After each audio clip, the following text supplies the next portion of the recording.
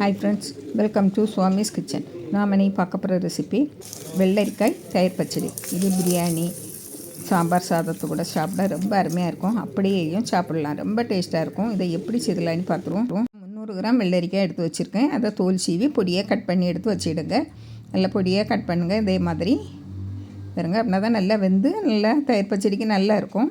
இப்போ இதை ஒரு கடாயில் போட்டு தண்ணி விட்டு ஒரு அரை கப்பு தண்ணி விட்டு உப்பு அரை டீஸ்பூன் உப்பும் போட்டு நல்லா கலந்து விட்டுட்டு அடுப்பில் வச்சுருங்க.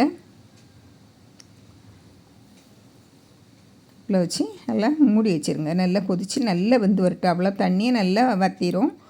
இப்போ நம்ம ஒரு 1/4 கப்பு துருவின தேங்காய், ஒரு அரை டீஸ்பூன் ஜீரகம், ஒரு பெரிய துண்டு இஞ்சியை அப்படியே போட்டுருங்க கட் பண்ணி, கருவேப்பிலை கொஞ்சமாக, 2 பச்சை மிளகாய், கொஞ்சமாக கடுகு, ஒரு 10 இல்லைன்னா 15 போல் தான் இருக்கணும். கடுகு பார்த்துடுங்க, ரொம்ப போடக்கூடாது, நல்லா இருக்காது. போட்டு தண்ணி விட்டு நல்லா நைஸாக அரைச்சி எடுத்து வச்சுருங்க. இப்போது அடுத்தது நம்ம ஒரு அரை கப்பு தயிர், கெட்டியான தயிராக எடுத்து நல்லா அடித்து வச்சிடுங்க, நல்லா கடைஞ்சி வச்சிடுங்க. அப்படின்னா தான் நல்லாயிருக்கும், திரியாக வராமல். இப்போ அது ஒரு சைடில் இருக்கட்டு. நம்ம இதுக்கிடையில் பார்ப்போம். வெள்ளரிக்காய் நல்லா வெந்திருக்கு.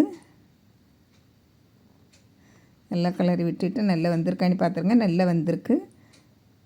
இப்போ இதில் நம்ம அரைச்சி வச்ச தேங்காய் விழுது இருக்கு இல்லையா, அதை போட்டுருங்க.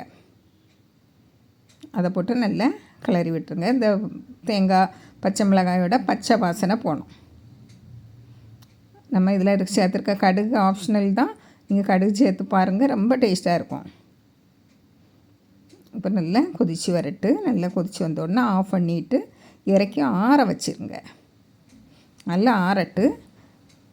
ஆறின பிறகு தான் நம்ம தயிர் விடணும். இப்போ நல்லா ஆறிட்டு நான் தயிர் விடுவேன். அவ்வளோ தயிரையும் விட்டுருங்க, நல்லாயிருக்கும். பாருங்கள், தயிர் விட்டு நல்லா கலந்தாச்சு. வெள்ளரிக்காய் எல்லாம் நல்லா ஆறணும். ஆறின பிறகு தான் தயிர் விடணும்.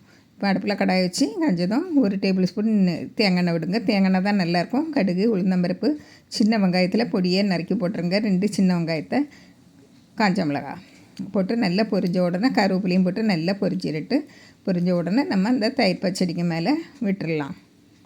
நல்ல வாசனையை கொடுக்கும். பாருங்கள், நல்லா கலந்து வச்சு தயிர் பச்சடி ரெடி ஆகிட்டு. இதை நம்ம அப்படியே சாப்பிட்டு பாருங்கள். நீங்கள் ஒரு நேரம் உப்பு எல்லாம் பார்த்து போட்டுவிடுங்க. இது கரெக்டாக இருக்குது. முதல்ல போட்டதே கரெக்டாக இருக்குது. பிடிச்சிருந்தால் லைக் பண்ணுங்கள், ஷேர் பண்ணுங்கள், கமெண்ட்ஸ் பண்ணுங்கள், மறக்காமல் சப்ஸ்கிரைப் பண்ணுங்கள். தேங்க்யூ.